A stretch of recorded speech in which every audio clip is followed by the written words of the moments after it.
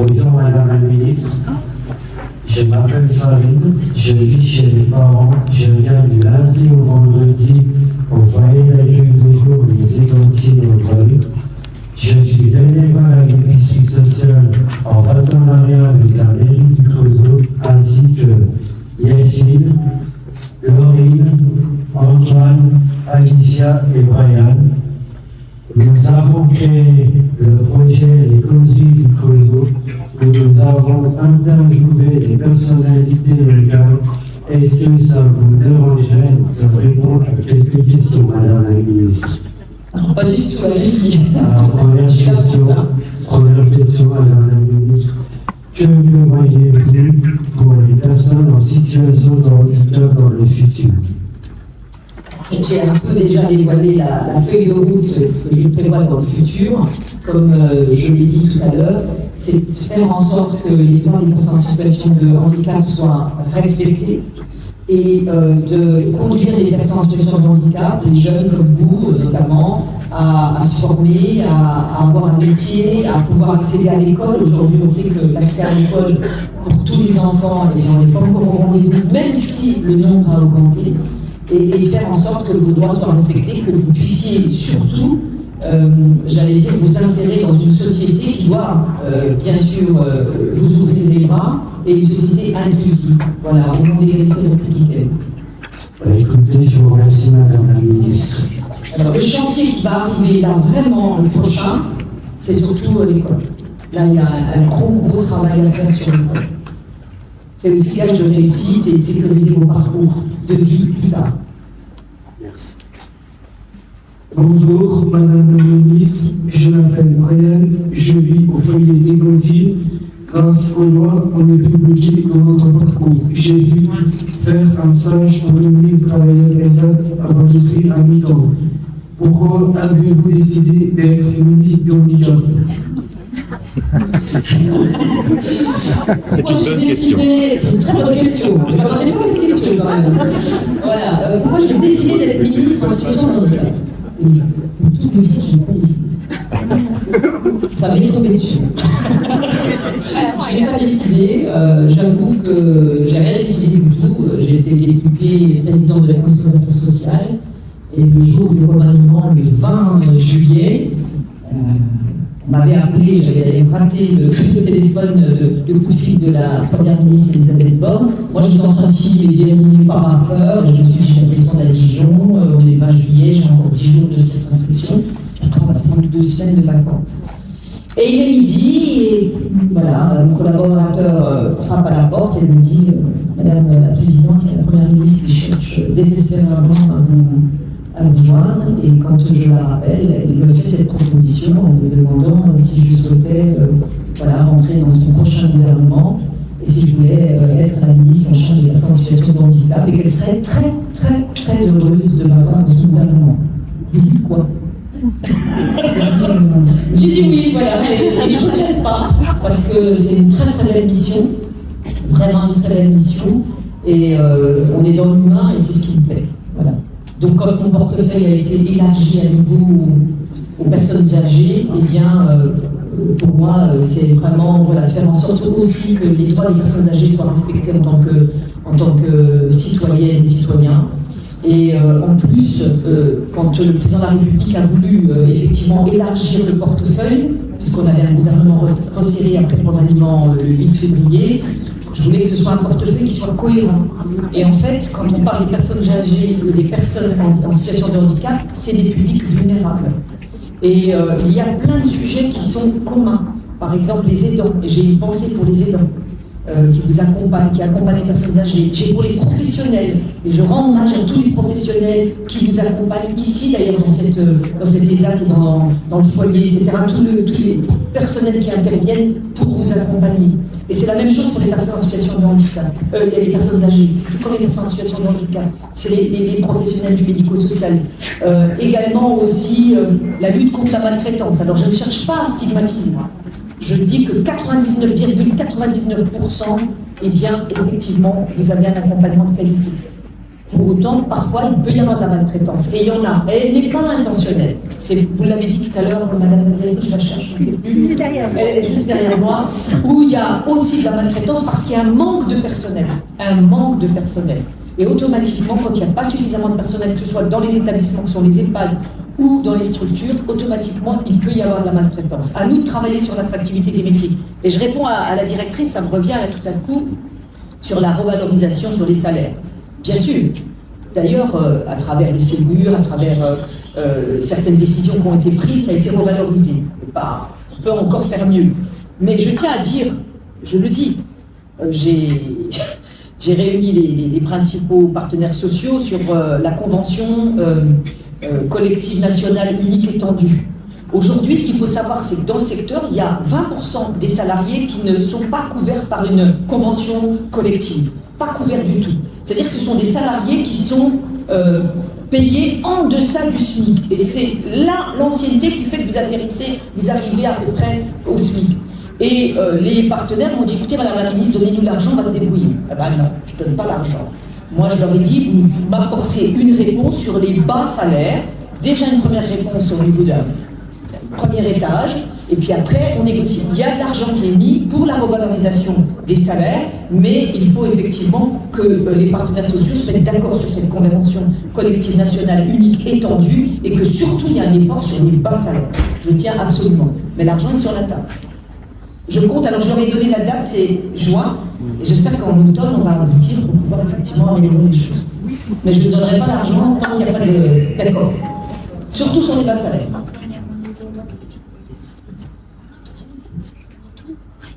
Merci, madame la ministre. C'est moi qui vous remercie.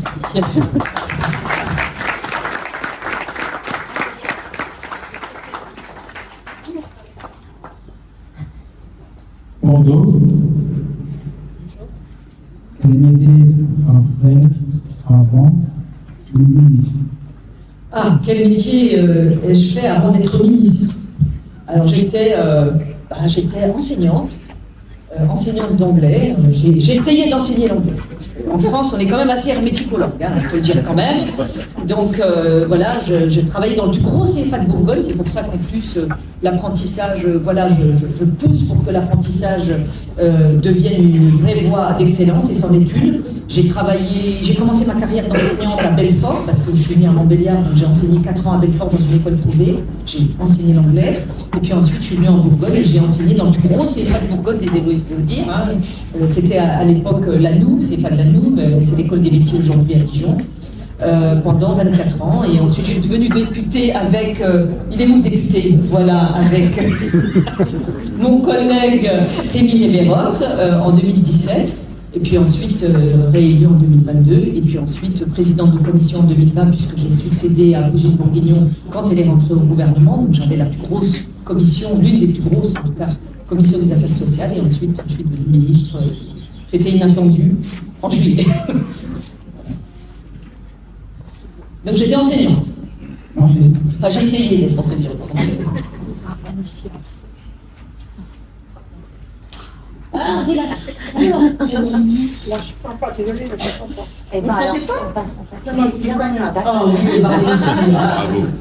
quel est votre petit nom? Alicia. Alicia. Bonjour madame la ministre. Je fais partie du conseil social. Les copains viennent demander faire le demande et on en parle en paiement avec pénalité TP13. Pas tout saisi, je suis désolée. Elle est élue au CCS, voilà. Et c'est elle qui récolte l'ensemble des demandes, voilà, des doléances, et elle vient à la réunion pour expliquer toutes les problématiques et trouver des solutions ensemble. Voilà. Donc elle voulait vous expliquer un petit peu son rôle particulier. Et ça se passe bien? Là, aujourd'hui, ça se sent pas. Mais c'est très bien. Mais c'est très bien. Mais quand vos collègues viennent, vous prenez note de ce que vous demandent dans tous les cas vos collègues. Je t'appelle quelquefois. Ah ben ça y est, là j'ai compris. Là, Voilà, je demandais si ça se passait bien, mademoiselle. Ça se passe bien? Ça va. Ça va? Et vous êtes là depuis combien de temps? Pas très longtemps. Depuis très longtemps? Ou pas très longtemps? Je sais pas. Ah, vous savez plus. Une dizaine d'années. Une dizaine d'années. D'accord. Ok. Et qu'est-ce que vous avez envie de faire? Qu'est-ce que vous aimez faire? On est passé par plein d'activités, là. La floristerie, J'aime bien le cuisine, la cuisine. la cuisine. La cuisine. Ah, bah oui. Qui n'aime pas la cuisine? Moi aussi, J'ai j'aime la le cuisine. mététique aussi. Là, Le mététique. L'esthétique. l'esthétique. Ah, d'accord. Ok. Très bien. Bon, bah, vous avez une idée de ce que J'ai fait le rugby aussi. Voilà, c'est quelqu'un, on a une équipe de rugby adaptée Ah, et c'est c'est une bien. personne qui fait partie. Bravo.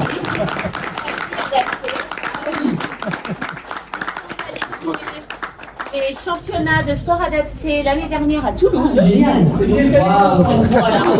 Et vous avez terminé Cinquième. cinquième. Bravo.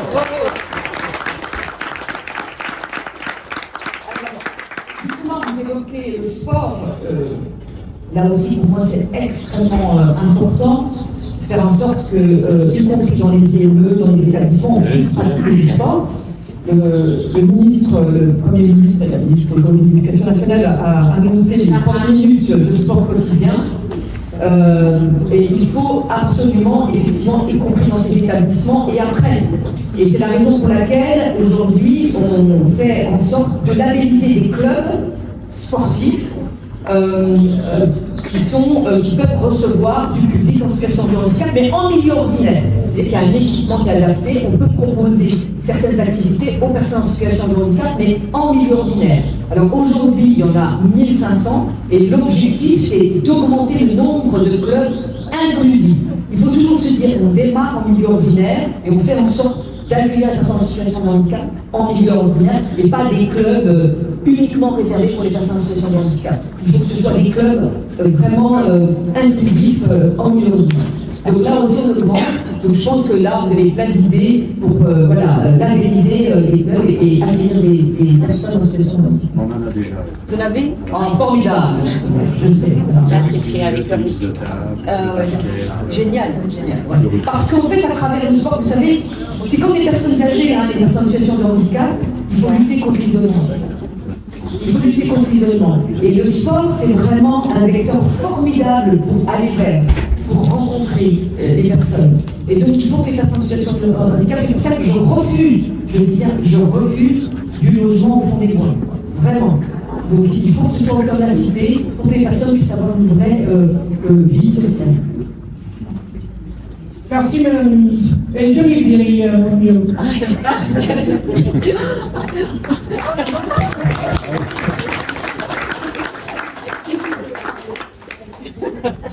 Bonjour Madame la Ministre, bonjour.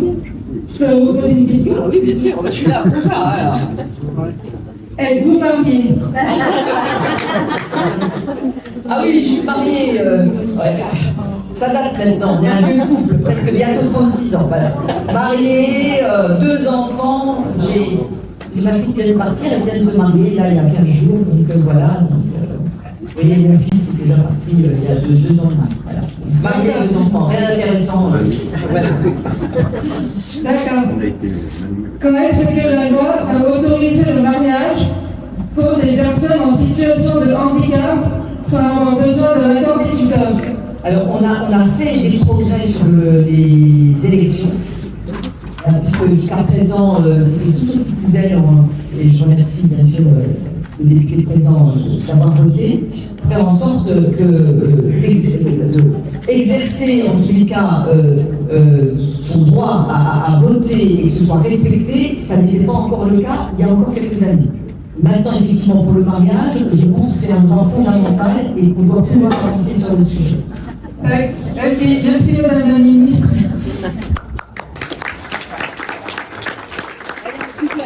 La commission des lois, là, vous êtes dans quelle commission, là, les députés? Commission des lois.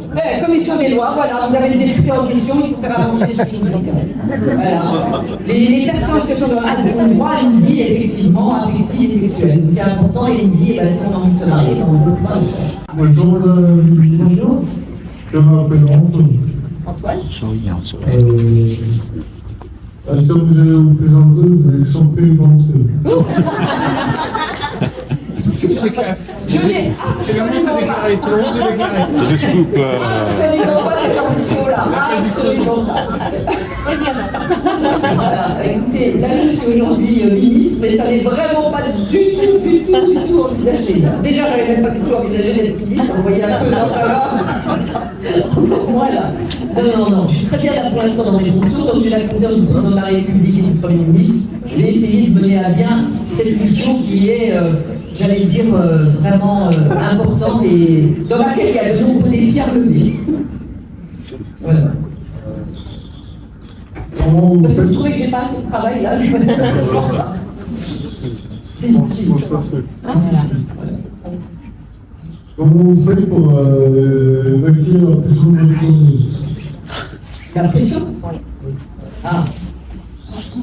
Il y a de la pression, mais il y en a toujours dans la vie, de la pression. Donc, j'aimerais bien faire un peu plus de sport, là, qu'on me libère un peu le soir, un soir par semaine, madame la chef de cabinet, là, elle est là, tout le monde. Parce qu'à chaque fois que je veux faire du sport, moi qui faisais beaucoup de sport, depuis que je suis députée, j'ai beaucoup de temps, et encore moins quand je suis ministre.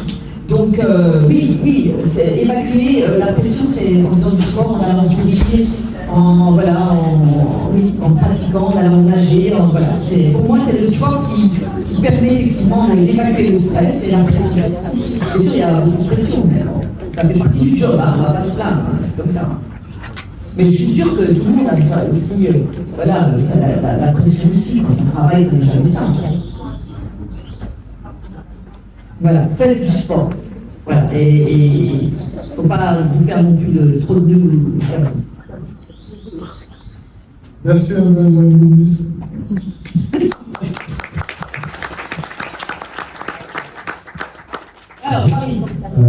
J'avais encore une question, Madame la ministre. Je voulais savoir si vous êtes allé au cinéma voir le film Un petit truc en plus. Alors, j'ai eu le réalisateur au téléphone. Je prévois une projection au ministère avec la première dame, donc au ministère de la situation du handicap, des solidarités, du travail, de la santé, c'est le ministère duquel. Donc je n'ai pas encore vu, mais j'en ai entendu parler en bien. Et donc voilà, je prévois une projection au ministère. Ça devrait se faire bientôt. Merci, Madame la ministre. Merci. C'est bon? Merci. Plus de questions? Est-ce qu'il y avait d'autres personnes? C'est bon. Allez-y, mesdames. Installez-vous. En complément. Voilà. Pour terminer. Bonjour. Micro. J'ai 21 ans. Je suis partie de l'habitat inclusif. J'ai un appartement en Kosovo. Ça se passe bien? Oui, très bien.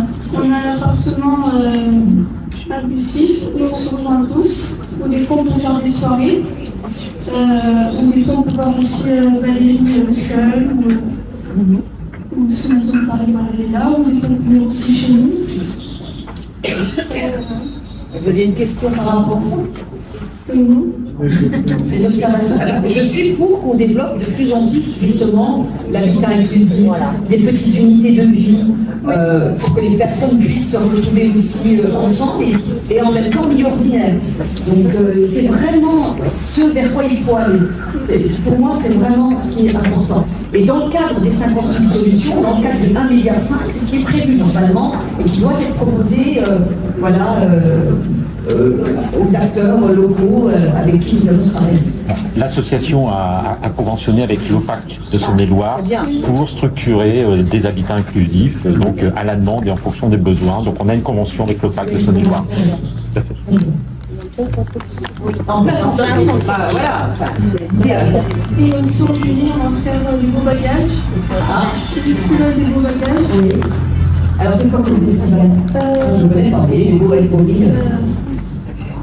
Expliquez. C'est monsieur le maire?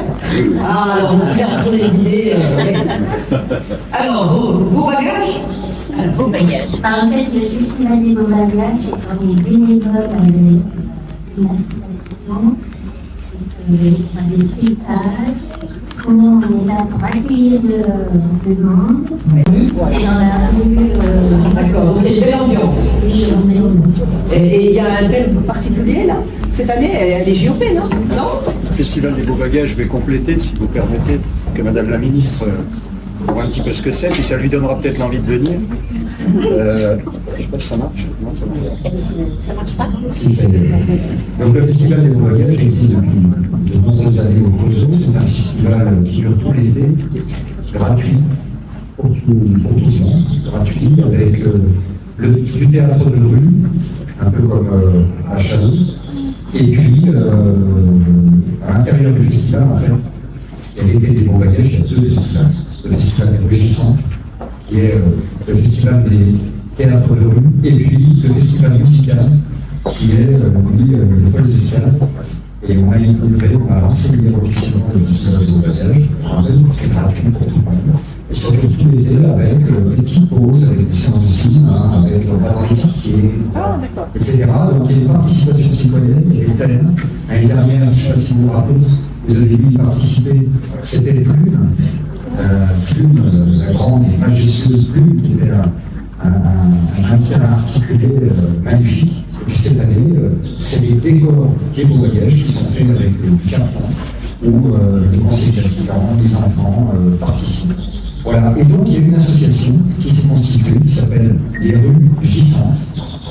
C'est l'association des bénévoles, puisqu'il faut beaucoup de bénévoles pour que le festival des Beaux Bagages, je le rappelle, est gratuit, fonctionne. Voilà, et elle fait partie donc, de cette association de bénévoles.